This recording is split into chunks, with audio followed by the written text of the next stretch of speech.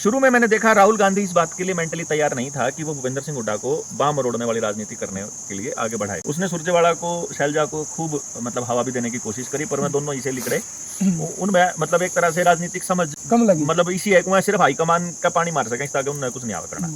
तो मैं पिछले 3 साल से एक बात कह रहा था कि चुनाव से पहले भूपेंद्र सिंह हुड्डा नई पार्टी बनाएगा। और आप बोलते थे क्यों बनाएगा, मैं कहता था कि इसलिए बनाएगा कि उसकी मजबूरी है।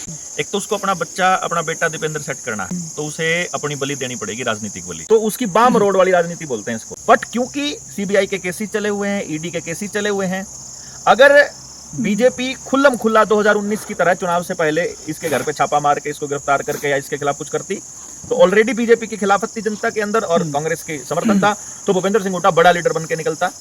वो ना कर करके अंदर ही अंदर टेंटवा दबाने का काम बीजेपी अमित शाह ने किया इसके भूपेंद्र सिंह हुड्डा का, के अंदर रह करके तेरे को कैप्टन अमरिंदर का काम करना पड़ेगा।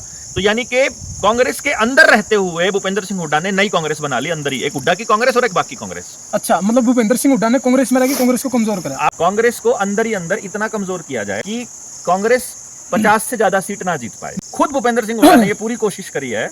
जो ये सीटें, जो टिकट बांटने का जो चला था ना, अब आप क्या सोचते हो, एक आम नागरिक जो है फेसबुक पे लिखने वाला, फेसबुक या मेरे जैसा, आप जैसा, तो उसको तो मालूम है कि गलत टिकट का बंटवारा हुआ है। ये बात भूपेंद्र सिंह हुड्डा को नहीं मालूम है कि कौन जिताऊ कैंडिडेट है, कौन से कहां से कौन जीत सकता है और किसके साथ कितने वर्कर हैं या किसके पास क्या जुगाड़ है। और मुझे लगातार बातचीत के दौरान अगर सुना हो आपने, तो मैं जब भी सफर किया करते थे और लोग सरकार के बारे में चर्चा किया करते थे, तो मैं पिछले 3 साल से एक बात कह रहा था कि चुनाव से पहले भूपेंद्र सिंह हुड्डा नई पार्टी बनाएगा।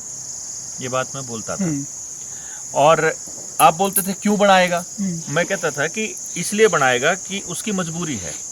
एक तो उसको अपना बच्चा, अपना बेटा दीपेंद्र सेट करना है, तो उसे अपनी बलि देनी पड़ेगी, राजनीतिक बलि। जैसे कैप्टन अमरिंदर था पंजाब में, उसने, वो जो एक जासूस थी, पाकिस्तानी जासूस थी, एक पत्रकार बन के रहती थी यहाँ पे उसके साथ, उसके फार्म हाउस पे।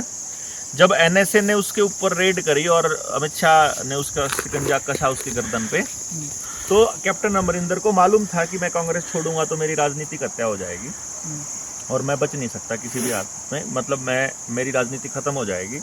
बावजूद इसके उसने अलग पार्टी बनाई और उसको बीजेपी को समर्थन उसने पंजाब चुनाव में दिया, जबकि बीजेपी का कोई दूर दूर तक नामो निशान पंजाब चुनाव में था नहीं। लेकिन उसको एस्टेब्लिश करने के लिए कैप्टन अमरिंदर ने जो किया, वही काम भूपेंद्र सिंह हुड्डा कर रहा था।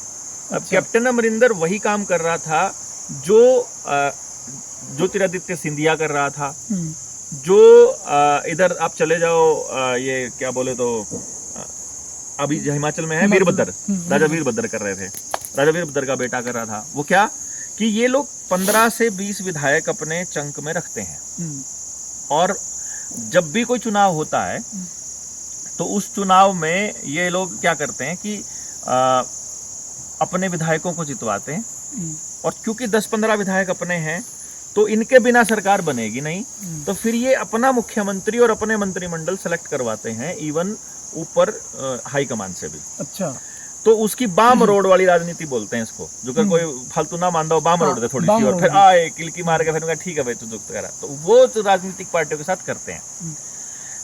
अब शुरू में मैंने देखा राहुल गांधी इस बात के लिए मेंटली तैयार नहीं था कि वो भूपेंद्र सिंह हुड्डा को बाम रोड़ने वाली राजनीति करने के लिए आगे बढ़ाए।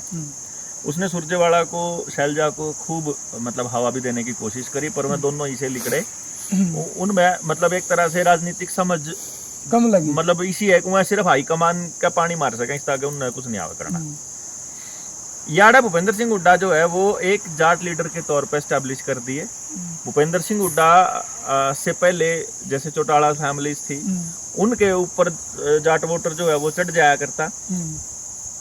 तो भूपेंद्र सिंह हुड्डा ने ये देख लिया कि मेरा जो वोटर है, जो रोहतक सोनीपत के एरिया में जो इसका वोटर है और जो दूसरे समर्थक हैं, वो इस बात को लेकर के बिल्कुल कॉन्फिडेंट हैं कि भूपेंद्र सिंह हुड्डा कांग्रेस नहीं छोड़ेगा। अच्छा, तो अब भूपेंद्र सिंह हुड्डा के पास 2 चॉइसेस थी। कांग्रेस को अंदर ही अंदर इतना कमजोर किया जाए कि कांग्रेस 50 से ज्यादा सीट ना जीत पाए। खुद भूपेंद्र सिंह हुड्डा ने ये पूरी कोशिश करी है। जो ये सीटें जो टिकट बांटने का जो चला था ना, हाँ। अब आप क्या सोचते हो, एक आम नागरिक जो है फेसबुक पे लिखने वाला, फेसबुक या मेरे जैसा आप जैसा, ये तो उसको तो मालूम है कि गलत टिकट का बंटवारा हुआ है। ये बात भूपेंद्र सिंह हुड्डा को नहीं मालूम है कि कौन जिताऊ कैंडिडेट है, कौन से कहां से कौन जीत सकता है और किसके साथ कितने वर्कर हैं या किसके पास क्या जुगाड़ है। अरे भाई, उनको सब मालूम है। जब आपको मालूम है तो वो तो इतने दिनों से इसी खेल के अंदर है। तो ऐसा नहीं है कि उसके पास में खबर नहीं थी और उसको पता नहीं था कि इससे कांग्रेस का नुकसान होने वाला है। बट क्योंकि सीबीआई के केसेस चले हुए हैं, ईडी के केसेस चले हुए हैं, अगर बीजेपी खुल्लम खुल्ला 2019 की तरह चुनाव से पहले इसके घर पे छापा मार के इसको गिरफ्तार करके या इसके खिलाफ कुछ करती, तो ऑलरेडी बीजेपी की खिलाफत थी जनता के अंदर और कांग्रेस की समर्थन था, तो भूपेंद्र सिंह हुड्डा बड़ा लीडर बन के निकलता। वो ना कर करके अंदर ही अंदर टेंटवा दबाने का काम बीजेपी अमित शाह ने किया इसके भूपेंद्र सिंह हुड्डा का, कि अंदर रह करके तेरे को कैप्टन अमरिंदर का काम करना पड़ेगा। तो यानी कि कांग्रेस के अंदर रहते हुए भूपेंद्र सिंह हुड्डा ने नई कांग्रेस बना ली अंदर ही, एक हुड्डा की कांग्रेस और एक बाकी कांग्रेस। अच्छा, मतलब भूपेंद्र सिंह हुड्डा ने कांग्रेस में रहकर कांग्रेस को कमजोर करा। आप देखो ना, जो यहाँ का प्रभारी था वो कौन था, दीपक बाबरिया। हाँ, जो बाबरिया था, और बेचारा रुआई दिया था, अस्पताल में दाखिल करवा दिया था। इतना बुरा हाल कर दिया था। टिकट बांटने के नाम पर जिस तरह से उसकी बाम रोड़ी इन्होंने करी है बाप बेटे ने, इतना तो कांग्रेस का सत्यानाश किसी ने भी नहीं करा। अच्छा, जो आप रही सही कसर थी, शैलजा ने काट